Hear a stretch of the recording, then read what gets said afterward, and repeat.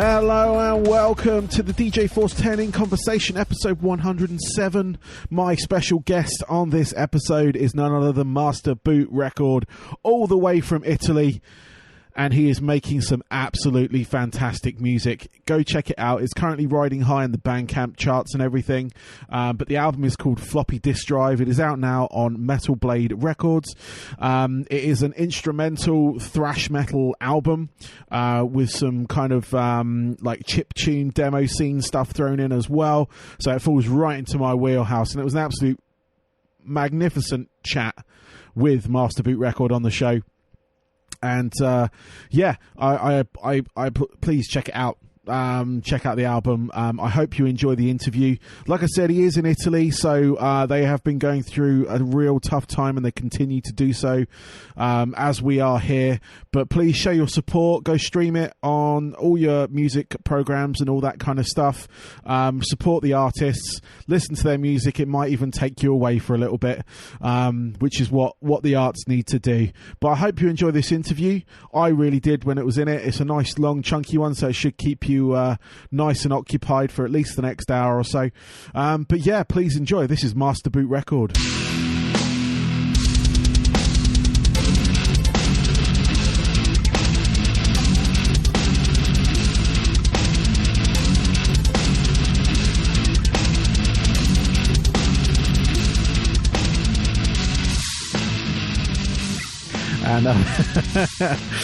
But cool. No, I was like I said, thank you for doing this, and I really enjoy the album. It is what's the word? It's just amazing. I love that kind of crossover sound. I have a different radio show that actually specialised in sort of electronic rock, if you will. Okay. And I used to do like a full on like hour mix a week of bands and remixes that kind of have that influence of sound, or just random like rock remixes people have made off SoundCloud and all that kind of stuff. So okay. I'm surprised I hadn't come across your stuff before. So that's cool. That's good to hear. And I mean, I've been doing like this kind of crossover since a long time, even before Master Boot Record. Actually, I had other projects that were always about like mixing electronics and rock, metal. I was before another project. I think the most relevant was Dope Stars Incorporated, which is like we did like several albums, been touring a lot also. Started in 2002, and we have been kind of hiatus since some years. But it's more like industrial rock and roll. Yeah, it's like rock and roll metal mixed with like Prodigy mixed with Motley Crue, something like that. Okay, no, that's cool. That's the kind of stuff I like. So it's it all falls into maybe you want to check it out. It's what was the name again? Just so I can write it down. It's Dope Stars Incorporated. Dope Stars. I have heard of you guys. Yeah. Yeah. I have heard of that. Yeah, I don't know. You heard it? Okay. Yeah, I've heard of that. Yeah, I'm sure I've got some of your music on my hard drive right now. Actually, I won't go looking. It's definitely another kind of style compared to Master Boot Record, which is Master Boot Record. It's more metal, like it's instrumental also. Yes, so it's very completely different kind of thing. Yeah, no, it's like the album's called Floppy Disk Overdrive, just so I can get that name out there, just in case people were wondering what we're talking about. But yeah, no, it's out now. It's on Metal Blade Records, which that was a surprise for me as well, because normally the output of Metal Blade is full on kind of like metal, if you will. Although I did have a stand-up comedian on my show last week, Don Jameson. I mean, like I know it's pretty odd, like for a label like Metal Blade, but it is not actually so weird, because Metal Blade has been like really open-minded, I think, compared to other labels.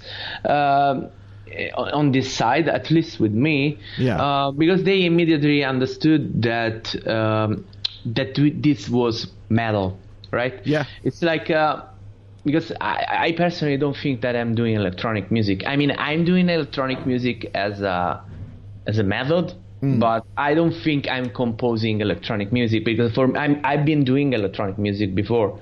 and I know what is electronic music composing and so on. I mean, I know exactly. I listen to a lot of electronic music. I also love techno and rave music, acid and stuff. I mean, I really like this kind of music as a whole, but I don't think that Master Boot record is electronic at all in the composition, because it's Master Boot record is I mean, what I do as Master Boot record is really metal. Like the composition, the riffing, the structures, and everything about it is essentially metal. The only difference is that I'm not using real instruments, but I'm using substitutes for these instruments. I'm using synthesizers that are replacing the guitars, replacing the bass, replacing all these instruments that are typical metal or metal music. But actually, if you go and check the riffing, it's essentially metal. And this is a little bit like also for chiptune, you know, because chiptune and video game music in the past, especially that on Commodore 64 or Mega Drive, Nintendo and stuff, it was really metal. Like it was really like metal music, but the limitation of the chipset of the sound was somehow making it sound, of course, electronic. But for real, if you examine these riffs, these are heavy metal riff. If you examine, for example, the riffs even of later music like Doom or Duke Nukem or even Castlevania or whatever, all these tunes that I was also making the cover song of, they are really metal in their composition. So what I'm doing with Master Boot record is essentially a similar kind of approach, with the difference that my synthesizers are more modern and they sound more like the real ones, like the real metal guitars and so on. But the approach is similar. It's like limiting the framework, you're limiting the ensemble of sounds that you got, because from the start with this project I never changed the sounds.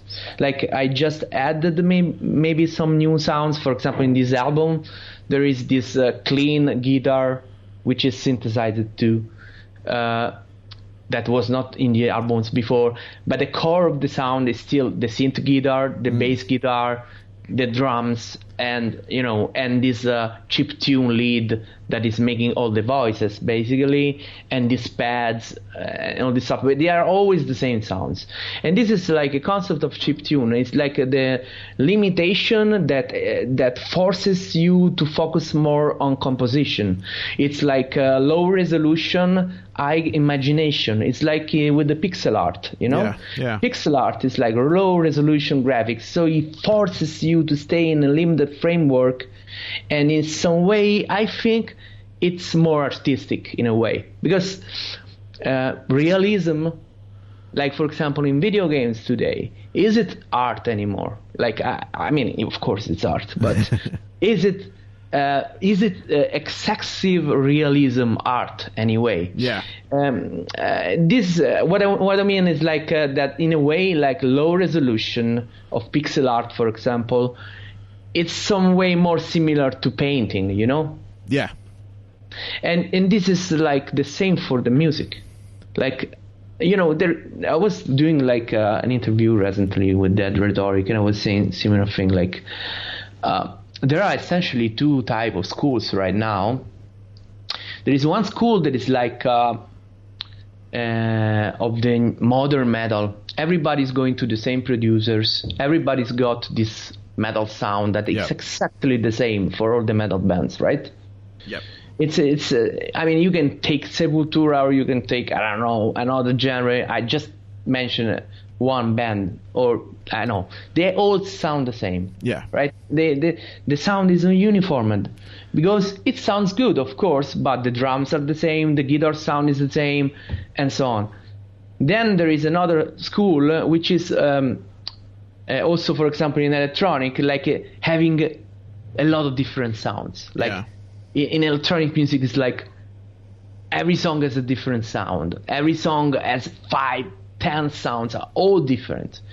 But I think both in these, tactics or strategies, you just become generic, right? Because if you have so many sounds, then I can't recognize your sound. If you have always the same sound, it's the same problem. So what I did with Master Boot Records was like, okay, I found my sound, and I keep going on with it. And that's pretty much why I try to focus on the composition rather than focusing on the production, even though, of course, I'm into production a lot. I've been mixing my stuff since a long time, producing my stuff since a long time. And also before, when I was saying to you, like I had this project before, Dubstars Incorporated, this project, we had a lot of different sounds. Yeah. Like every album, I was looking for new sounds, new synthesizer, new bass lines, synths, sounds, fancy sounds, and all this kind of stuff. But at the point, it's not so relevant anymore because you focus too much on the sound and you don't focus on what really matters, which is the melody, the rhythm, the composition, which is pretty much what happens with classical music, right? Yeah. Classical music is like the same. You have a piano and you write for piano.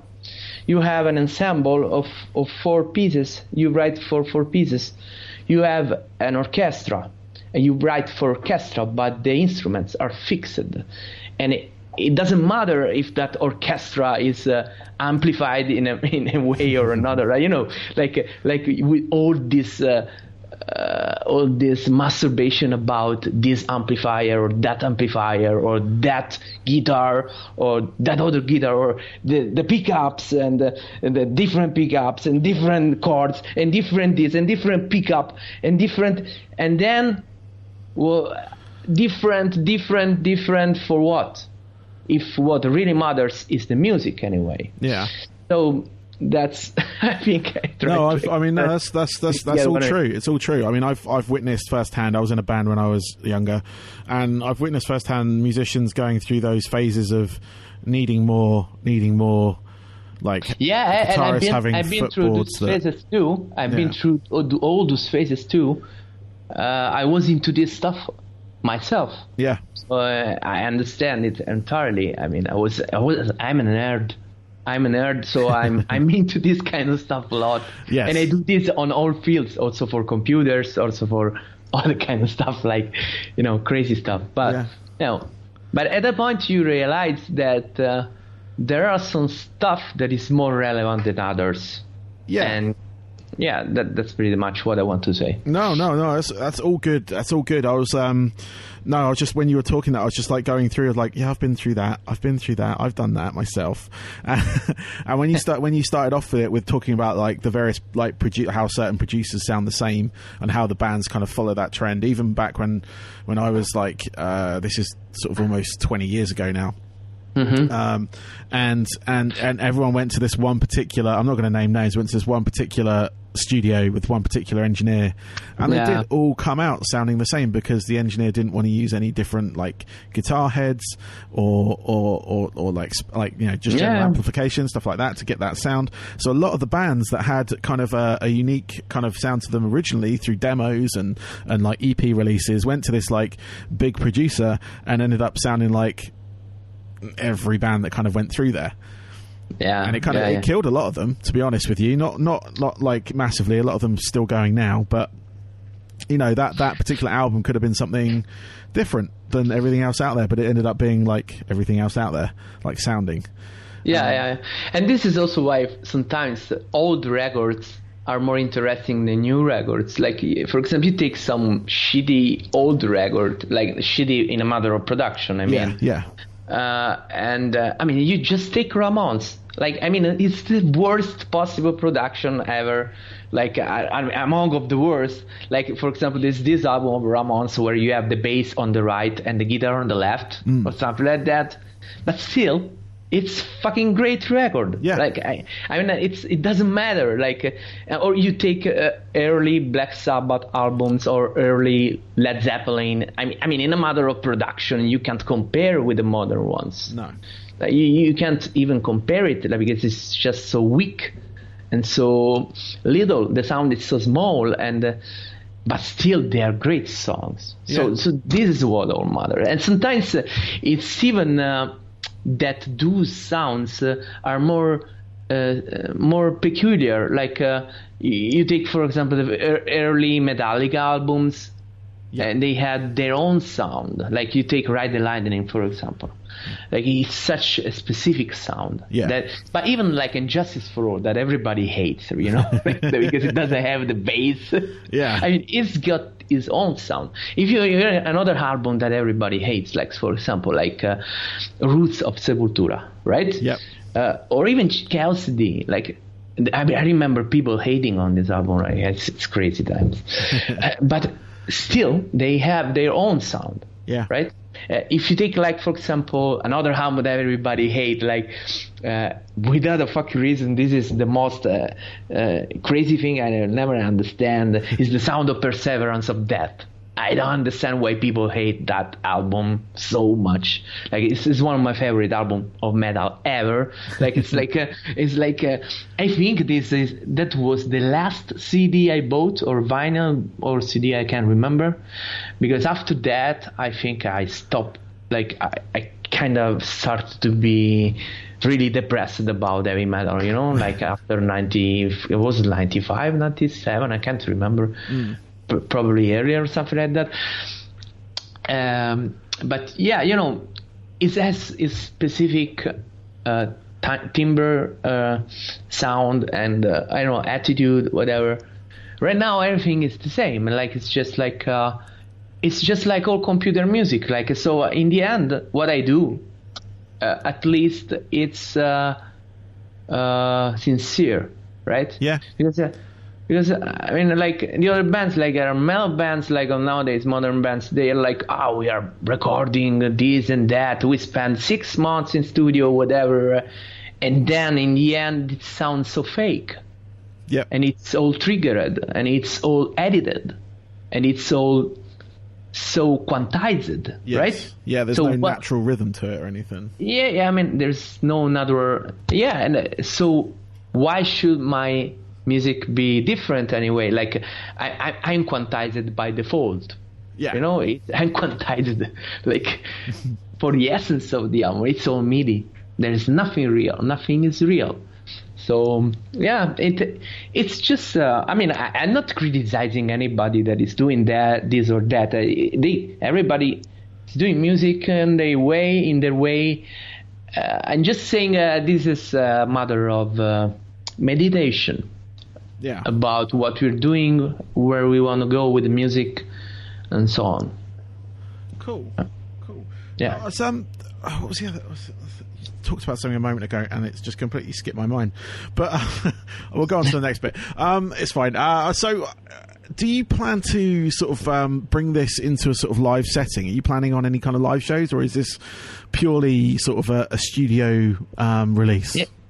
No, I already we already did live shows. Oh, okay.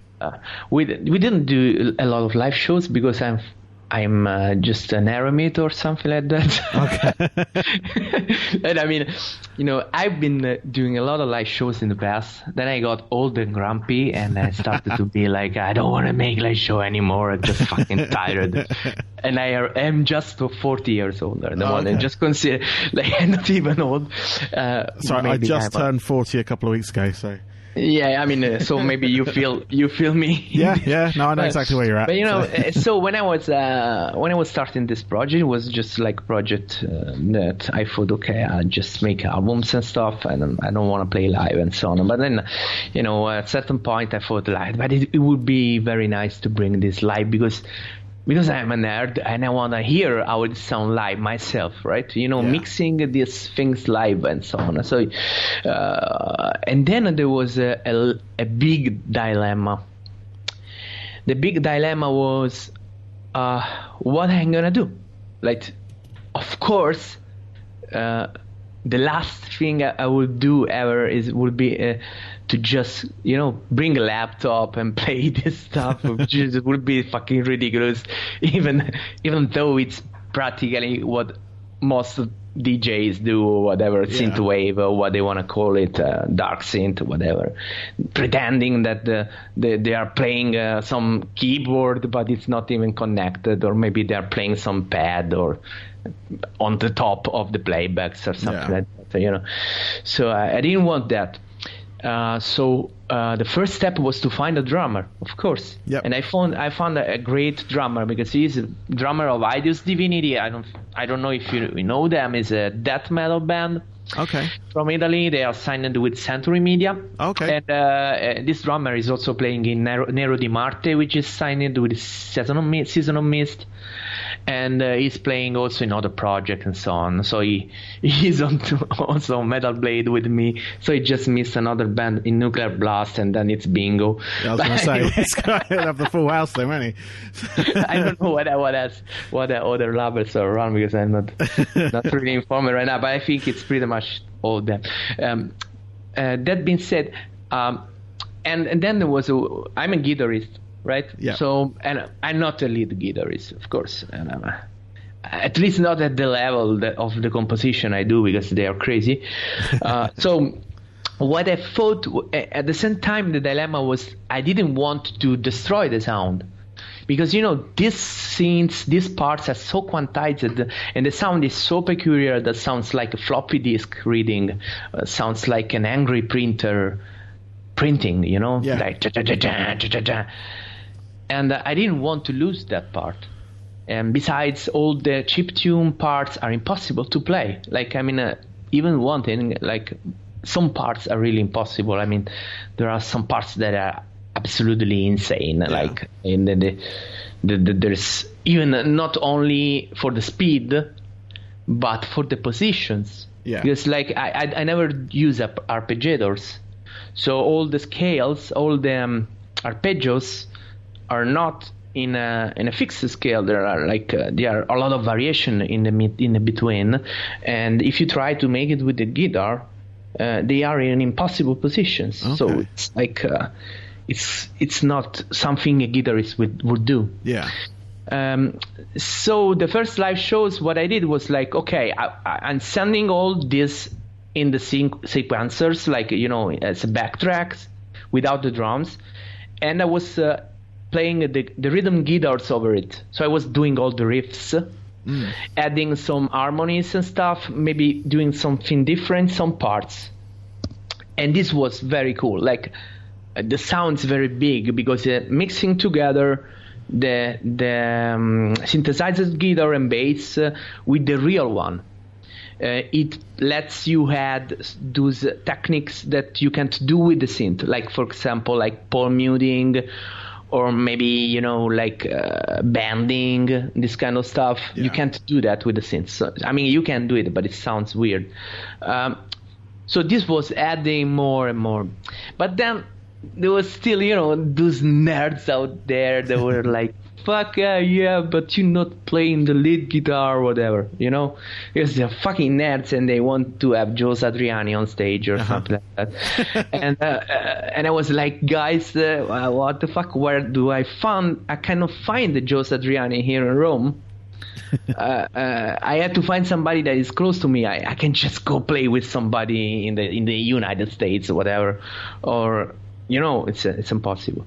But then in the end, after some times, it was like some people were telling me, check these guys out. And I checked this guy, and he's a 20-year-old guy. And he's a fucking crazy machine. And I was like, okay, let's try. He was a fan. He was a big fan of what I was doing. And he asked me the MIDI for some of the songs as a challenge to see if he could play them. Yeah. And I was like, okay, let's see. And he did it. Oh wow. And I was like, what the hell? Like, that this dude is playing guitar like from morning to evening, and it's crazy. Like, I don't know, I never seen anybody like him. And so he joined the band. And now we are 3 people. Of course we are 4 because there's the computer. Yeah. The computer is actually the lead. Of course, we still keep the computer.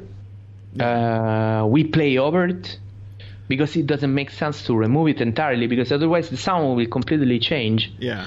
But he's playing a lot of the solos at unison. Sometimes he's also harmonizing the solos or making different parts, even adding some parts. So this is our live would have been if the tour wasn't cancelled. Yes, I was going to say. Yeah, because that was one of my questions. I was like, I didn't even think when I wrote down the question, like, you planning to tour? And I'm like, no one can fucking tour right now. So it's a stupid question. It was like planned. There was a tour planned for July in the United States. Yep. I mean, it was still in the works. We were lucky because it was still in the works. All right, we didn't announce it even. Yeah. And then there was another tour planned for September in Europe. Okay. But at this point, we just canceled everything, and we have a couple of festivals for this summer, and another in October. But at this point, I don't know if they're gonna happen or they're gonna be canceled. It's very complicated. Yeah. Well, whenever you come over to the UK, I'm definitely coming along because, like I said, I love the album. I'm loving the stuff you do, and I want to hear it live. I saw I bet you probably wear the Algorithm. Yes, from France. yes. Rene. I know him personally. He's a friend. Okay, cool. Yeah. I've been a fan of his for a while as well, and I've seen them live. It's just him and a drummer, and that was like in London, and that was fantastic. That was like complete craziness, but. Yeah. The Algorithm is Remy is a very talented guitarist, a very talented composer. Their live is very cool. We were playing together actually in Paris. Oh, really? Yes, we were at the moment. We did a show in London. Yeah. And the Camden Underworld. Then we did a show in Paris with the Algorithm. Then we did a show in Rennes for a Stunfest festival, a video game festival. Oh, very nice. Then we did a festival in Italy at Frantic, which is a big metal festival. There was also On That and other bands like that. It was great. And then we did a show in Helsinki. And that is all. Like, we were supposed to play Moscow these days, but of course, like a week ago, but it was cancelled because otherwise we would be detained forever in Russia. That's not good. I mean, and then because they of course they put like that if you were coming from Italy you had to do the quarantine thing, and if you don't do it you detained, and this is absolutely right, I think, because I think just a little parenthesis on this, like I think that every band in the world should consider canceling their shows right now. All of them, like there's no place where you can do a show, because it would be really irresponsible to play any show right now in any part of the world. To be honest, I understand that this is an extreme thing, and this is having an impact on everybody. But the risk that there is at stake for your fans is too big. Yeah, no, it definitely is. I mean, I've had all my, because I DJ as well, out, and I've got a few nights like every month that I do, and they've all been cancelled for the foreseeable, just purely on the basis that it's just not safe. There were a few that were still going ahead up until like yesterday, and I was like, why? It's really, I understand from one point of view, like from one side, that it should be very complicated for the bands, very complicated for the agents, for the booking agencies, for the clubs, everything involved. But just imagine then all the people that just lost their job. All the people that are dying.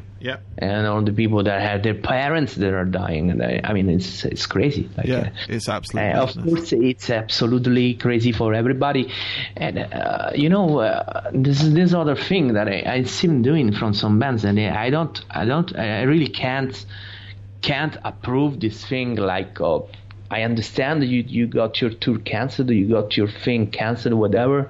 But you can ask money to the people in this moment. Like, I've seen like bands making crowdfunding because they lost money for the tour that was cancelled. But like everybody's losing money right now. Like, in fact, when I was releasing this album, it was like I was making a statement about this a few days before, because I felt almost ashamed, like to release the album. Because it feels like you're asking to buy the album, right? Yeah. And this is really, really hard. Like, it's really complicated.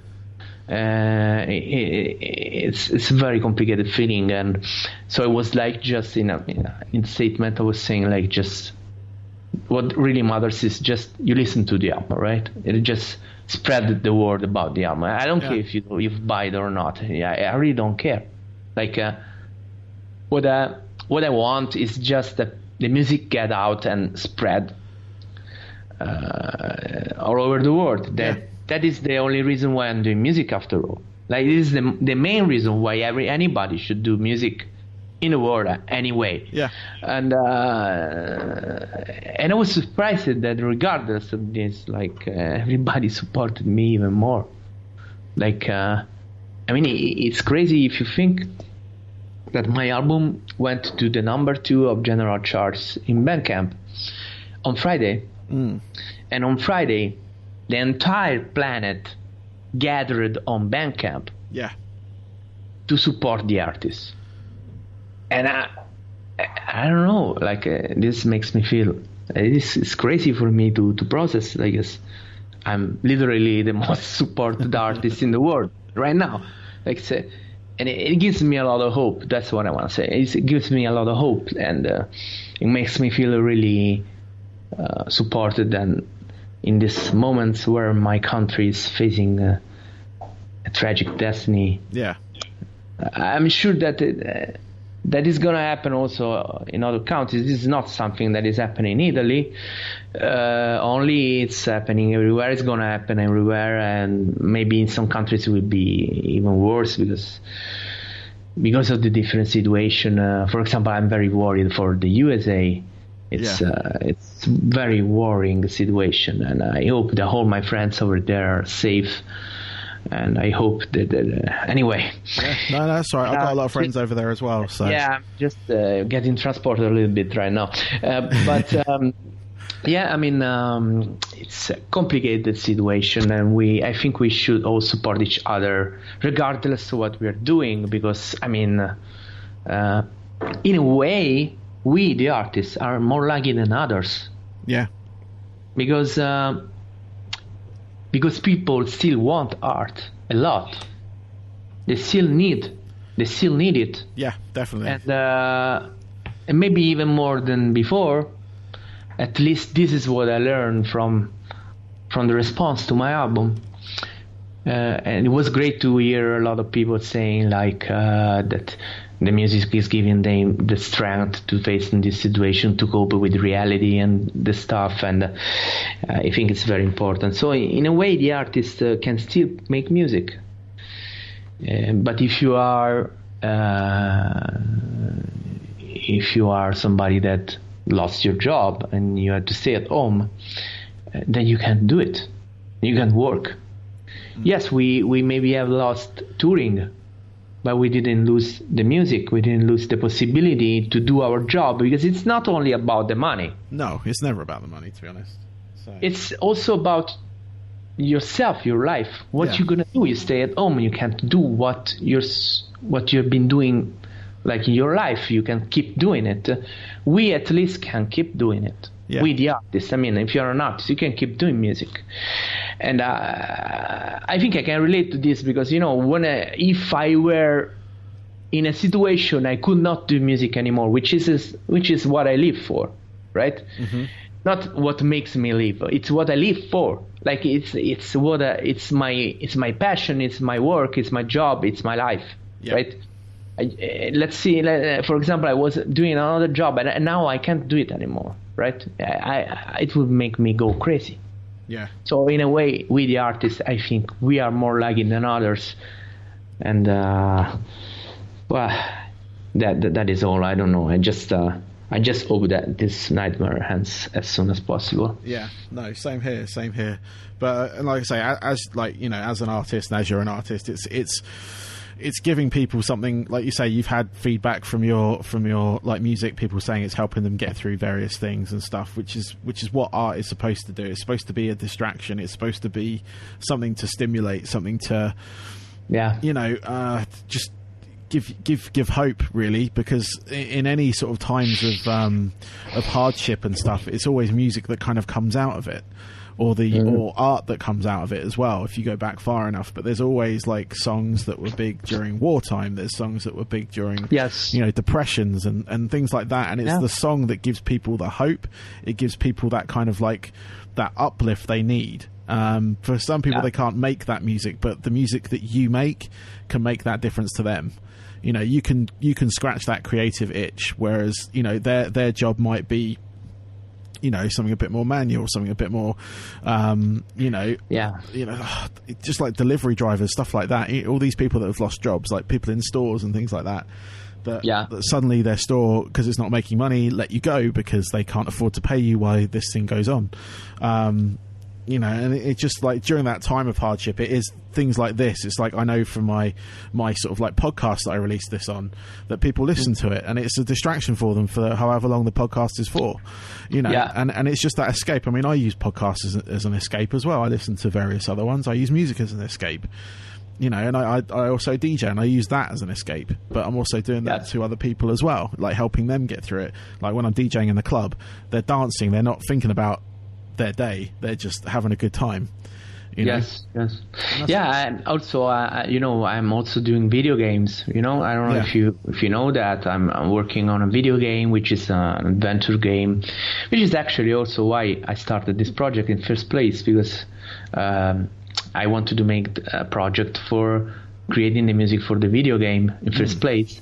And I think also video games have a big role in this moment of our history, because I mean, what are people supposed to do if not playing video games, or listening to music, reading a book, or watching TV, or watching movies, or whatever?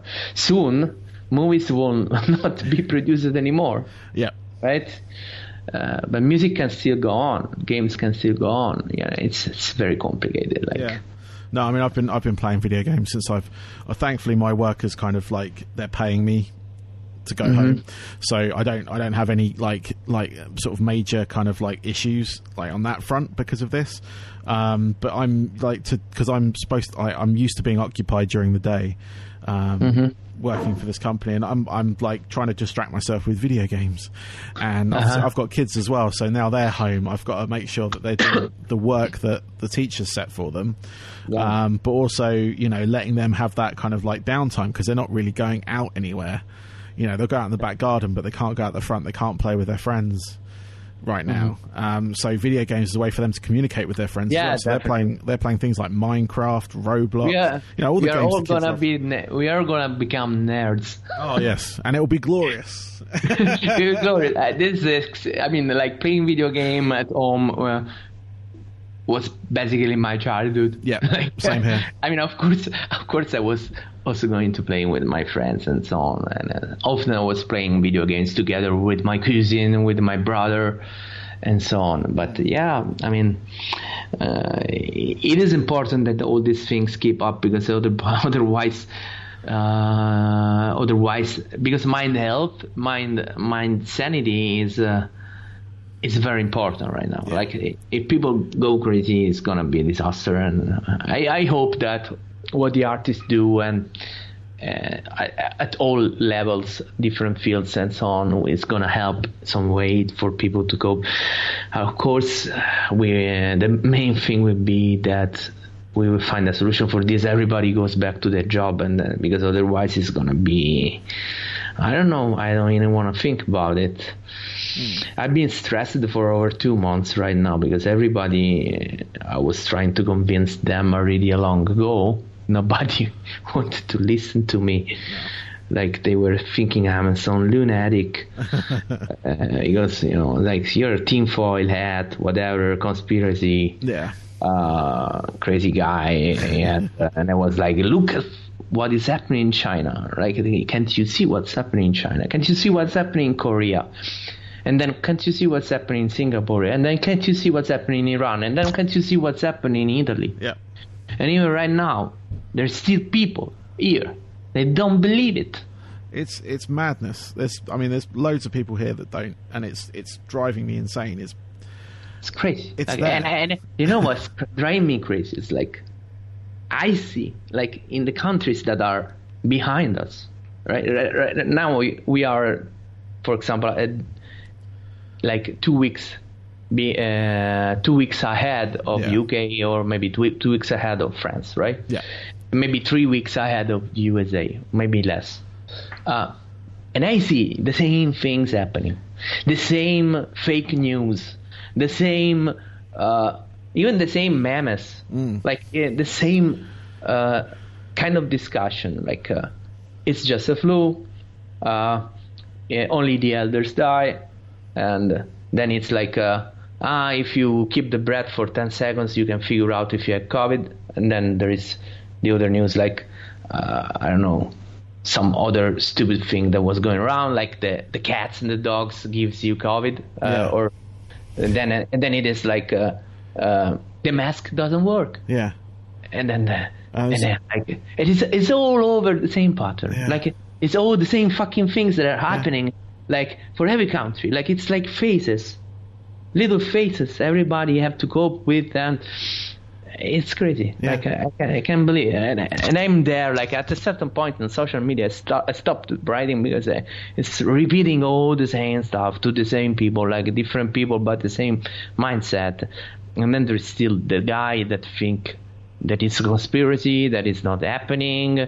Or make a post like, is there anybody that knows anybody that's got COVID or something like that? That's exactly the one I keep hearing here. What the fucking hell? Can you fucking see in the fucking TV? Like, for a fucking president on TV saying that this is happening, do you think that he's just doing it for fun?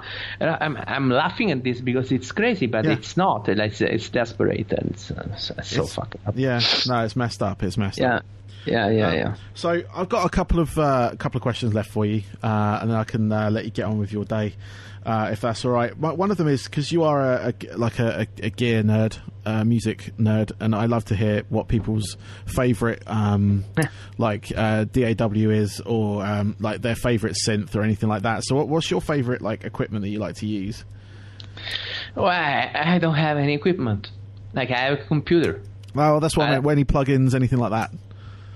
Yeah, okay. In the past, I was like using a lot of different plugins and stuff. Right? Yeah. You know, I was also working in different studios, and they had the different DAWs, plugins, and so on. For this project, I was going minimal, also on this side, and essentially what I'm using right now is Cubase. Okay. For the, for the MIDI and stuff, for sequencing, like a DAW, around digital audio workstation, and I'm not using any external plugin like equalizer or whatever. I'm just using the Cubase ones. Okay.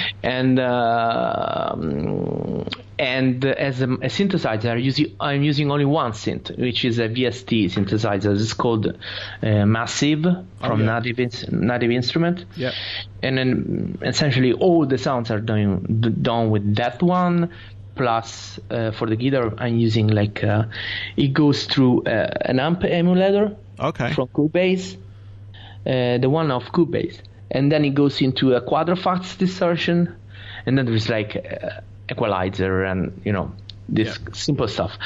For the drums in this album, I was using 2 layers of drums. Like one drum was simply the groove agent of Cubase, with some samples I have. Most of them are from 99 Sound. It's just very standard samples, and then they are mixed with a layer of addictive drums too. Okay, yeah. Mostly for the cymbals and to add the kick and snare, toms, whatever. And right now for the bonus track, because the album has got also a bonus track. I think I will tell you later about this because it's a bit complicated. Now I'm using Superior Drummer. Okay. Superior Drummer 3 because Toontrack was sending me as a gift through Metal Blade, courtesy of them, and it's very nice. And I was using that on the bonus track because the bonus track is something I was finishing these days. And for the other project I have, Cajun Church, I don't know if you're aware of that. Like, I have another sister project, which is essentially like Master Boot Record, but it doesn't have like the chip tune. Okay. Doesn't have the pads and stuff, and it has only piano and the pipe organ. Okay. Right, but it's synth metal. Yeah. But the lead is the piano and the pipe organ. But essentially it's the same. Like, it's like Master Boot Record, but with this different ensemble. Like I was saying before. Like, it's like if I'm playing with a different ensemble, right? Yeah. But it is of course more baroque, more classical. There's a lot of piano parts and stuff, very complicated. Probably more complicated than the Master Boot Record. As for the bonus track, I was about to say, like, there's a bonus track in the album, but this track you have to win by solving the puzzle in the album. Okay. There is a puzzle inside each of my album. I'm making crypto puzzles, with cryptography and stuff. Yes, yeah. And this is a quite easy one, actually. I was really trying to be a good guy this time, because everybody was complaining at me. This time it's very easy. So the last time was very complicated. Last time I was setting up a server. Okay. An entire server. Yeah. Which has like a mail server, like POP3 and SMTP. Then it's got like a BBS. You know what is a BBS? BBS is like bulletin board system. Okay. Yes. Yeah. Yeah. Yeah, like the text, televideo text kind of, like, but it was like before the internet.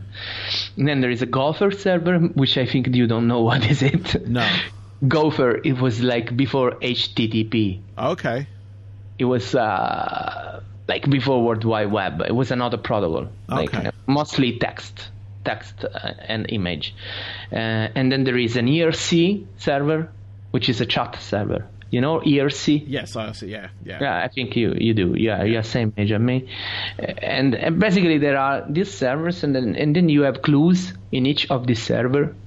So there is like maybe a clue into the FTP server, or a clue into the HTTP server. In the Gopher server, there is a clue, and then there is like maybe some base64 that you have converted. It's an image with a photo of me with a password that is the password for the email.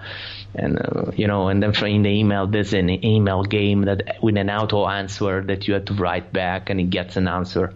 All these to find different strings to decrypt a full crypto that gives you a code word.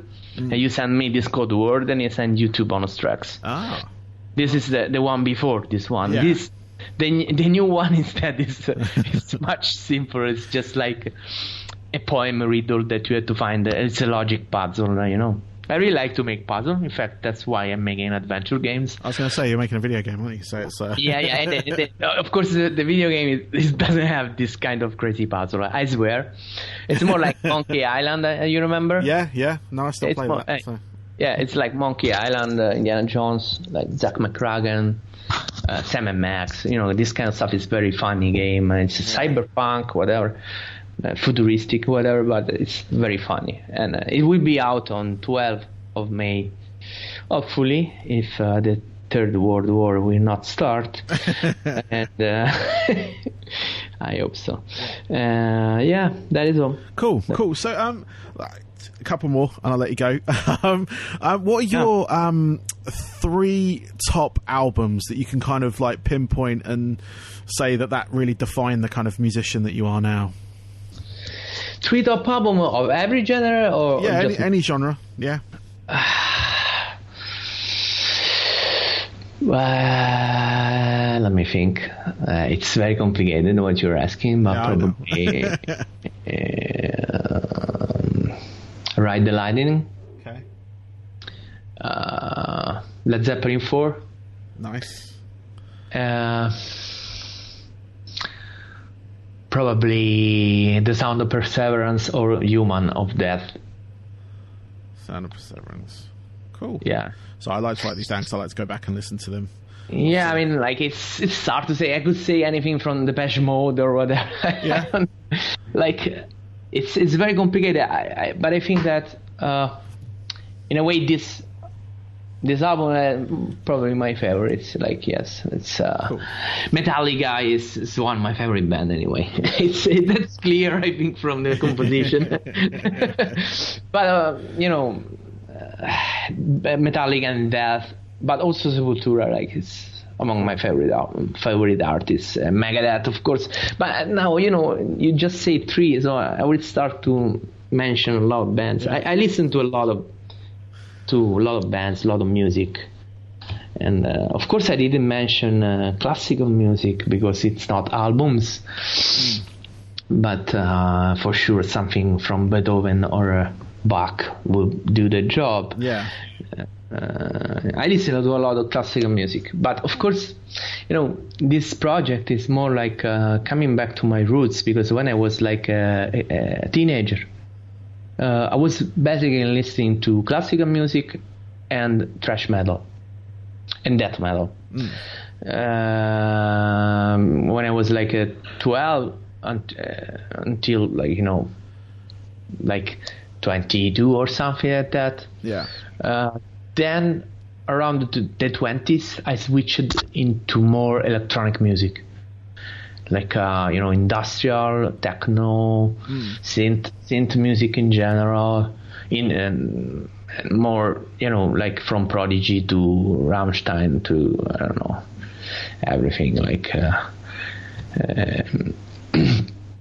in electronic music, but also a lot of dark wave like The Cure, Bauhaus, Christian Death, whatever, Joy Division, and so on. I've been listening to a lot of music, also a lot of punk music actually. Cool. And then I had also my phase with new metal, hip hop, new metal when I was like the late, the early 2000s, like a Korn, whatever. All Deftones especially. Yeah. So I think I was lucky because I was growing up in a time frame where everything happened. Yeah. Like from the 80s when I was a kid, with and of course chip tune, like music from the games. Because you remember when I was when you were, I don't know if you had a Commodore 64. I didn't. I had a Spectrum. Yeah, the Spectrum. Anyway, Sinclair Spectrum. So one of the biggest influences in this project is coming from early chiptune and of course demo scene and crack music. The crack music. Yeah. Yeah. In fact, my label before. Which is the label I still work with, because of course I did an album with Metal Blade, but I'm still working with other labels. The label that has got most of my albums is Dada Airlines, and they are the guys from Razor 1911. Okay. The crack group, actually the demo division of Razor. That has been a big influence in me, like because this kind of music, from the intros of the crack throws till the so-called loaders in the Commodore 64, when you were playing the cassette, you would wait for the cassette to load, and then you had some music like the Ocean loaders. I don't know if you remember. There was this Ocean logo appearing, and then there was like the image of the game appearing, like Rambo or Robocop, whatever. And this loading music from especially from Martin Galway, Jeroen Tel, or Ben Daglish and so on, they really, really were hard-coded in my childhood, right? When I was a child, like I was 8 years old, 10 years old, and so on. Then when I was 12, there was thrash metal. Yeah. Then a little later, death metal when I discovered Sepultura with Beneath the Remains, I think, or maybe it was Arise. I can't remember. and then again, and then technical death metal, whatever, like Death and so on. A little bit of black metal. Not being a big fan of extreme metal ever. like too much extreme metal. Yeah. And then after that, electronic music and so on. So I've been listening to a lot of stuff. But then, for a long time before Master Boot Record, I was actually, when I was a teenager, I had a band and we were playing, in the garage and playing metal cover songs, and maybe writing some song on our own, like thrash metal. But actually, before Master Boot Record, I was never composing heavy metal. Okay. I was always composing like industrial, electronic, metal mixed with electronic, rock mixed with electronic, but never real metal, like heavy metal, like thrash metal or death metal. Even though that was music I was listening a lot to. But that was because after the 20s, I didn't listen much to metal anymore, because the metal was kind of dead for me, right? The old school metal, at least. I didn't like much of the metal coming in the recent 10 years, for example, right? Yeah. So I didn't produce much in this time. But then, I don't know, for some nostalgia, for when you become older, and then you start to listen again to all this metal, but since some time now, I came back to the chiptune music, I came back to the demo scene music, and I came back to heavy metal. And that's when I created Master Boot Record, and that's when I started to write heavy metal music for the first time. So it's kind of weird, right?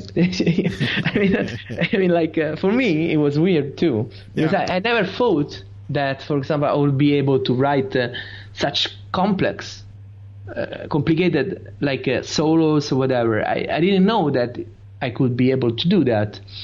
But something happened. I don't know. It's just like, you never know until you try. Yeah, no, that's exactly it. Yeah, and it just happened. I can't really know. It's like if some spellware, to me. Like some mix of hardware and magic, that has somehow enchanted my computer, and it started to write this thing, and I have no role in this probably, but I can tell that I changed my computer recently, and nothing happened, so it didn't work. So it was, but I still kept my old computer anyway, because computer are a strange machine. They can be very, very, very, very jealous and get pissed off and stuff. Yes, so they can. It's there. I don't touch it, and sometimes I switch it on. Just to just say, I'm still here, it's fine. No, that's cool. I mean, going back to your setup part, I was just like, I like the way you've kind of kept it simple in that respect, as in kept it to the computer, kept it to a lot of the native plugins, and then using things like Massive, which I'm a fan of as well. I like that program. But just keeping it condensed, that's what I like about it, because I've interviewed a few other electronic artists in the past. I think you probably heard of them: Cell Dweller, Blue Starly. These are American guys, but they've got full kind of like analog synthesizer setups that look like they've got like a spaceship in their room, kind of thing. Yeah, I know very well. It's kind of weird for me. I mean, everybody's is doing his own thing in their own way. But it's exactly the opposite of what I'm doing, actually, because I focus more on writing, on composition, and keep it in simple. But keeping it simple is also like less is more sometimes. Yeah. And besides, another good thing about all this, that my projects are like they could fit into a floppy, because if I zip my whole discography, it fits in a floppy. Like it's like 2 mega or something like that, zipped, and this is very portable, because if I want, for example, to remix all my albums, I can do it anytime and just open it. And this is also like one of the reasons why I created the synth guitar in first place, because I I'm a fucking lazy guy, right? And I was so fucking, lazy about recording guitar all the time. Like every time recording guitar 2, 3 times, 4 takes, and so on, and it takes a lot of time and it's so stressing out. And I was like, I'm tired of this again. It was the grumpy me coming back, like I'm getting old, I can't do this forever. And I was like, okay, let's create some sound that is somehow similar to guitar. And this is pretty much why I started to create it. And it took a long time because it's not really easy to find the sound that it has that tone that works. That is also why I'm not changing it too much. I'm maybe changing a little bit the mix, a little bit slightly from the original one.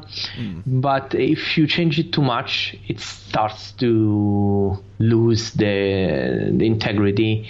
It gets very complicated. It's not so easy. Like a lot of people, I think, is trying right now. And since I started this project, I heard some people been trying, asking me also advices. I try to give them the advices, but it's really, really difficult balance.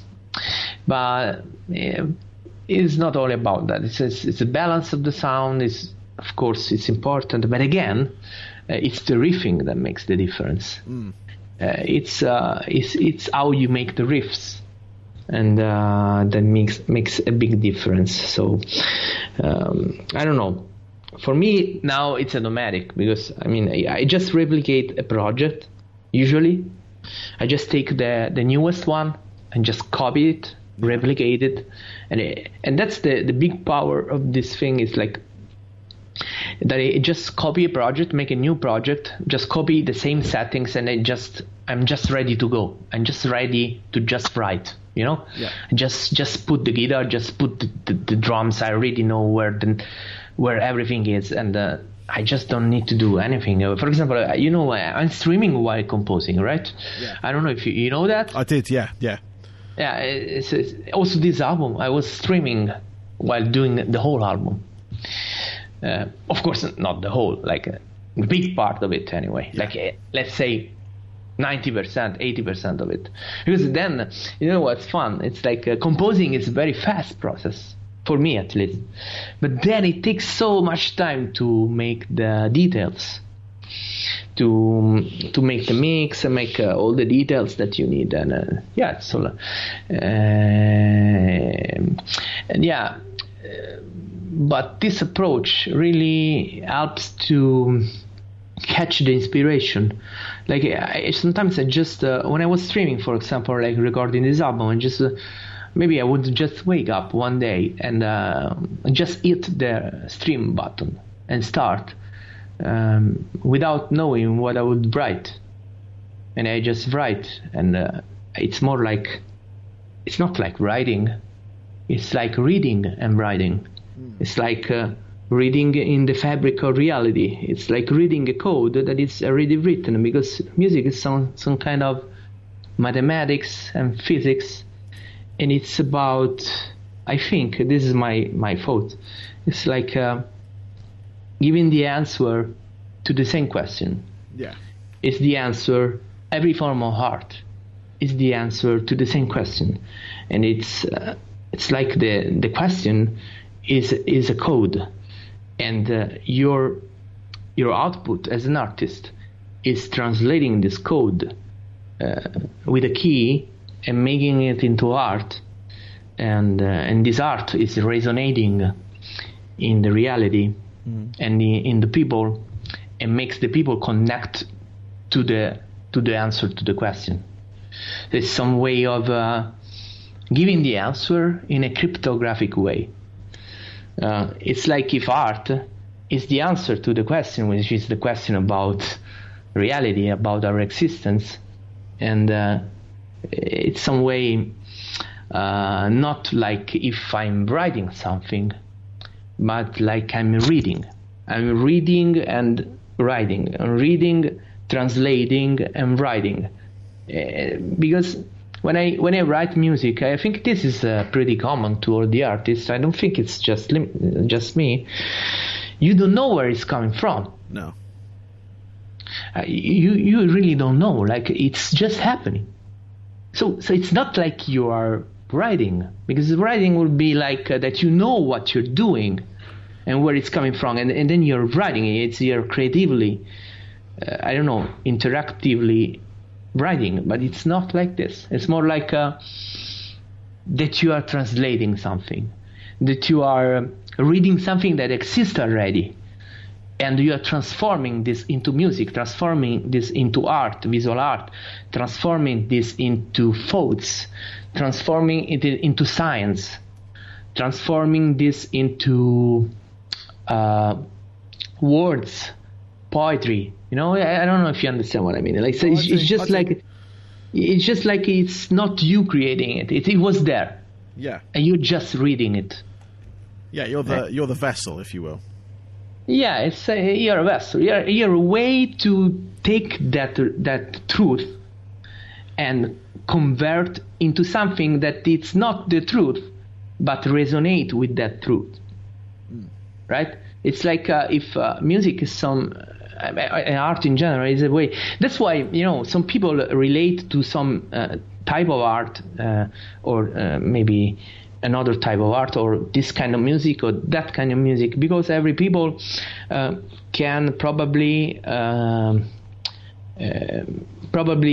interact with that type of art and relate more and resonate with that same answer. I don't know, it's complicated. I think it has to do with quantum mechanics anyway. Okay.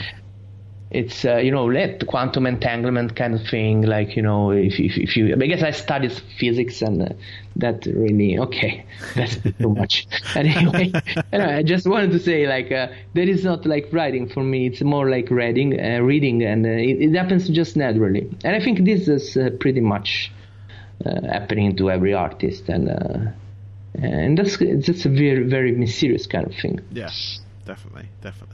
Yeah. Well, I'm going to let you go because I've got to wrap it up here. So thank you, Master Boot Record, for this chat. I really enjoyed it. It's very insightful. And honestly, I love the album. So everyone go check it out. It's Floppy Disk Overdrive out on Metal Blade right now, but you can stream it along the usual lines and all that kind of stuff. So, go listen to that. But yeah, mate, thank you very much. Thank you. And, thank you so much for this. No problem at all. Hopefully things will get better over in Italy, and we'll get over this, and then on to the next big thing, which is getting back together with everyone, and Yeah, I really hope life. So, man. Like, I really hope by the time this podcast or a radio interview is coming out, things will be better, because right now it's really bad. It's really heavy, isn't it? So yeah, it is. Well, you take it easy, stay safe, and all that kind of stuff, and I'm sure we'll cross paths soon. Once we all get back on track, and if you end up coming back over to the UK, I'll definitely be going to one of your shows. In or around London. That's where I'm kind of based. So I really hope so, man. Cool. I really hope so. No Stay worries. safe. Yeah, you too, man. Have a good rest of your day. All right. You too. Thank you. Bye. Bye-bye. Thank you. Bye-bye.